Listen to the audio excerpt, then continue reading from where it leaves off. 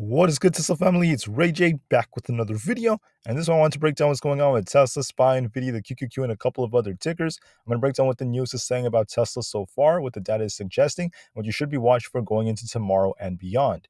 Before I do anything like this, though, before I get into any more details, let me just mention a couple of things. I'm firstly not a financial planner, so take none of this as financial advice. And also, if you guys can, please check out the Webull link, which is down below and in the description. If you sign up for Webull, the link down below, and deposit any amount of money into the account, you are guaranteed up to 12 free stocks. The offer ends very soon. It ends in just about 4 days, so check it out before they run out. Anyways, let's break down what's going on with the overall market and Tesla. So if you look at Tesla, we had a very, very interesting day. Tesla got this very, very nice pump to the upside to this 256 area.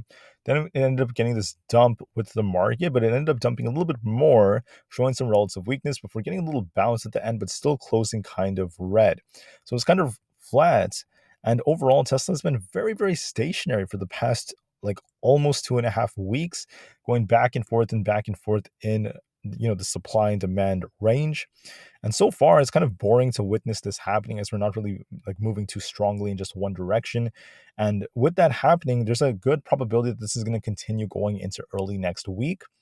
Now, when it comes to the way the market may move, we have to be watching Apple, because Apple is going to be one of the most important tickers for the week. And here's the exact reason why. So when it comes to data, first off, on Monday, there's not really too much data coming out. We have consumer inflationary expectations. The forecast is 3.4%. So this may cause some volatility at 11 o'clock a.m., but nothing too crazy in my opinion.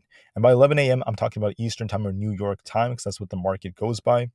For Tuesday, we have the WASDE report at about like 12 p.m. Eastern time. Nothing too crazy. It's not going to cause that much volatility. So Monday and Tuesday are very, very light on data. But Wednesday is going to be pretty heavy, as we have CPI coming out, and this will definitely cause a very, very big move. So the data is going to be kind of light for Monday and Tuesday. It's going to be heavy on Wednesday. But why is Apple so important? Here's the reason why. We have this big event for September 12th, which is going to be on Tuesday. They could be launching the new iPhone 15, and that's going to be massive for the company. Now, why is this so important? Because Apple could send shockwaves to the entire market, right? Apple is just this massive company, could do so much, and I believe it's going to have a big effect on how the market moves. Now, what tends to happen during events like this is Apple tends to pump approaching them, and then we tend to get a very, very big sell-off afterwards. That's what historically happens after events, a pump and dump. Is this a guarantee this time around? Not necessarily. It really depends on how Apple reacts. But I do believe, as of right now, what I can tell you is we're most likely going to pump approaching the event. Then we'll have to wait and see what happens during the event if we do get some kind of like dump. But I do believe Apple's going to make an attempt to push up approaching September 12th, and I think it's going to have a big effect on the whole market. When it comes to news, I didn't really see anything too crazy for Tesla just yet. There's been a lot of talk about the FSD, and Elon Musk, once again, getting into the Model S headquarters in Palo Alto and putting on his navigation screen and using the FSD. This was very, very interesting to witness when Elon Musk was just in the car. I think this is like a picture of him when he was doing his live stream. And it just goes to show the importance of FSD and how well and how efficiently it could be used on a day-to-day basis. So Musk was talking about this. Elon Musk was talking about how in the future, as time goes on, this is going to be key for accident prevention. And he talked about a lot of things during his live stream, which happened a couple of weeks ago. This is some very important stuff. And I think that as time goes on, Tesla is going to be taking us to something that's never been seen before. And I believe that with FSD, I think this technology is getting closer on a day-to-day basis. I believe it's going to happen. I don't think it's going to happen this year. I think it's going to take many, many years to truly get there. But the progress we're making is just incredible. And they've been talking about these new lines they've been writing in like C++. This is very important because the neural network planner that they're working on is once again developing their technology just much, much better. And it's going to be using a more proper path for the car to do things based off their rules. So it's kind of like a giant neural network that they're working on. And this is very, very, very cool because it's just like a brain for the computer. Anyways, so it's some cool stuff I saw on the internet about Tesla for today. I didn't see anything too crazy on the news over the weekend. There could be news coming out for Monday. I just don't know just yet if it's going to be good news or bad news. So just be prepared for that. When it comes to Tesla's inventories, we have some good news. The Model Y inventories are dropping. This is some awesome news. They're dropping and dropping and dropping. Same thing with the Model X and the Model S simultaneously. This means that The sales for Teslas are starting to go up again as we're approaching September. September tends to be a decent month for deliveries for Tesla in general, but October tends to be a weaker month. But historically, and despite that, we tend to be very strong in November and December. So we're approaching a very, very strong period. We're starting to see the inventories drop, and they're now approaching the normal levels, which is some very, very good news. That's great to witness, especially because Tesla announced those like price cuts not too long ago. It's helping them, and I'm very, very proud of how they're progressing. Now, the volume on Tesla was relatively high, about 119 million, and we started to see the shortfall in relative to price drop just a little bit, nothing too crazy at 49%. I just want to mention that there's nothing new in the data since when I was last talking about. The price per ratio is kind of flat. Tesla's performing very equally with the market as of right now. And then Mondays tend to be green about 53% of the time historically for Tesla. So there's a good chance we make it a green day for tomorrow, especially if Apple does help us hold up. Watch for more volatility at about 12 o'clock p.m. Eastern time and also at 2 p.m. Eastern time. That's when we tend to see more volatility for Tesla. And last but not least, the short interest of Tesla went up to about 38.81 million. So we started to see a big increase in its short interest. We're starting to see more shorts piling in. I don't know if they know something or if they're going to be trying to anticipate something that leads to a short squeeze. I don't truly know that just yet. It's too early to call. But I do want to note that there's a little bit more shorting going on with Tesla. This is part of why we're starting to see these sell-offs like this. The shorts could start to pile in and they could be planning something very, very nefarious. So we'll have to wait and see. Anyways, when it comes to Tesla, how is this looking? We have this uptrend, this support trend line that's trying to hold it up. Now, I've seen some talks about how this is looking like a descending triangle to a lot of different people. That's a possibility, but then the only problem is it's not really symmetrical near its bottom. I would say that a better way to interpret this is instead of just like drawing out these extended trend lines, we're just going to be watching this on a level to level basis and see if we end up getting these breaks or not. So as Tesla's getting tighter, what I'm anticipating might happen is if we're going to hold this support right here, right? As long as this holds, as long as we don't break below this, because if we do break below this, if there's a bad piece of news, this could be like a flag that formed and Tesla's due for like this big sell-off all the way down to this like demand zone around the 244 to 242 area. If this trend line breaks, there's a good chance Tesla's going to start sinking much lower. So you're going to be watching this trend line. But if anything, it looks like Tesla's getting tighter and tighter and tighter from the previous support lines down here. And if it keeps getting tighter, we might just see Tesla kind of range trade for a little bit like this.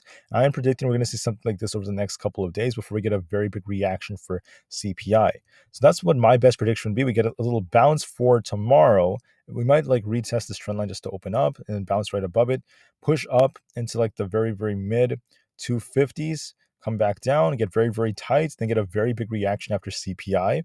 I think Apple's going to help this thing push up a little bit. So we might see this thing try to hold these higher levels for like Monday, maybe cool off on Tuesday, depending on how Apple goes. And then we're going to see a much bigger reaction. But just to start us off, there's a good chance Tesla's going to get a pump, right? We might open a little lower, then get a big pump as soon as we open, all the way into the mid 250s, 255 or so should be tested again. Then we might see sideways price action after that. And I'm saying this, why might there be a pump? That's because Apple is looking bullish. Right? If you look at Apple, we have a very, very nice, distinctive looking inverse head and shoulders structure that is developed, a very, very nice accumulation phase on it, and it's making a nice set of higher highs and higher lows, which could push it higher. We have an unfilled gap into the very, very low 180s, and we have this unfilled gap from the pre-market. So this is all telling me we might see Apple try to hold this, form this accumulation, and start pushing in an ascending triangle, not an ascending triangle, sorry, it's a bullish wedge that's forming on it. So this is going to push it higher into this supply zone. And I think there's a good chance Apple's going to push the market even higher. For SPY, it's going to likely follow the trend. We have an imbalance at, the last time I checked, I think it's around the 447 area. So 447, actually it's just under 448. Sorry about that, guys. So 448 is where we have this imbalance on SPY. We have this nice inverse head and shoulders. We might come down a little bit and start pushing higher. If there's a lot of hype with the Apple event, we might see SPY get dragged up and start squeezing to about 448. There's a good chance that's going to happen, in my opinion. And then it all depends on Apple. If Apple gets a dump after this event on Tuesday, this could slow the market down. But I do believe the odds greatly favor a retest of 447 at the very least, if not 448. So I'm leaning a little bit more in the direction of upside. If we break below the trend line, then the downside target is going to be 444. But I don't lean in that direction. I think it's more likely the market's going to try to push thanks to Apple. For the QQQ, we have an inverse head and shoulders like structure. But we also have this potential wedge because we have this resistance zone that was established not too long ago. So if we might just try to break above this. I think we're going to test 375 on the triple Q. We may trade sideways from there, or if we break it, then we have this imbalance that will take us to about 377. It depends on how we react to 375. My guts tells me 377 will end up being tested, but just to be safe, watch and see if it could break resistance. For Nvidia stock, I think this is the last one I'm going to talk about on TradingView. Nvidia is looking kind of all right so far. We have a potential double bottom like formation developed, and we have a lot of these demand areas in this 450 to 448 zone. So it touches this, it bounces. You guys can see it touches this rectangle right here. This is our demand area. It touched this, it bounced here, it bounced here, it bounced here, bounced two more times on Thursday and Friday off this zone. So in my opinion, it looks like we might see, as long as there's no bad news, because if there's bad news and we break 448, then that's going to be a bearish case for Nvidia. But my guts tells me as long as this holds, which it most likely will, we might see Nvidia get a bounce and start pushing for this 465 area. If that breaks, I think we can try to fill the gap around this like 470 zone. So I think there's a good chance of that potentially happening. I'm leaning a little bit more bullish on Nvidia. I think that there could be a change in market structure as long as we establish a higher high and higher low, and as long as this ends up holding up. All right, so I'm leaning more in that direction. To add on to that, let me just now talk about just a couple of other tickers. Something else that could add on to the bullish narrative would be on Tesla's daily chart. We still have a bullish MACD still, so there's a chance we could get that bounce on Tesla to retest the mid 250s again, then trade sideways from there. The 4 hours looking very, very stationary, very sideways price action on Tesla for the last couple of weeks. If you just look at it, it barely moved, right? It's been going back and forth and back and forth, and we may continue to do this going into early next week. And also, I'm sorry, for this week, right? And then on top of that, if you look at a couple of other tickers, such as, let's just talk about Microsoft, for instance, looks a little bit more bullish. You can see the trend on the 4 hours looking a little bit stronger. We might see a cool off, a retest of 332 before we get a bounce and a push up for even higher levels, but it's making higher highs and higher lows, and the trend looks more bullish overall. So look for a little pullback on Microsoft before it tries to bounce and starts pushing higher for about 337. There's a good chance it's going to make an attempt higher. AMD may retest 105 then bounce and try to go up to 107. Watch this demand zone at 105 to be tested. We may test this and get a bounce with Nvidia. There's a good chance of that potentially playing out. The Nasdaq is still holding up quite decently. There's a 4 hour cross on the PPO, but the thing is, it's trying to fight this resistance. So let's see if it can break or not. If it breaks, there is more potential for upside. On SPX, 4457 is going to be a very important resistance. We'll see if it could break or not. And it does have this gap up here around 4495-ish, around there. Maybe a little bit lower, but super close to that zone. So we'll see if we could get above this resistance. If it breaks the 50 EMA, I'm going to be watching it push to at least 4480. And that's going to drag SPY and ES and all these others up with it because they're following the same trend. The VIX has a lot of these gaps below. So the VIX has this gap down here. The VIX is looking a little weak. It's making lower highs and lower lows again, but we have this gap all the way down to about I'm sorry, this is like 13. What is this? Very, very low 13s, basically.